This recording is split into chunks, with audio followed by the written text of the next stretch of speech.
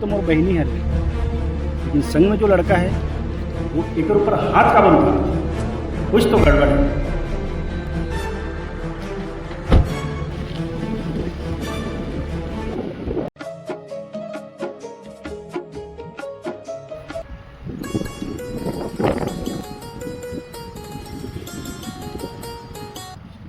कहाँ बताऊँ, मैं अपन जिंदगी से इतना परेशान हूँ ना, कौन बताऊँ, कैसे बताऊँ, समझ में नहीं आता।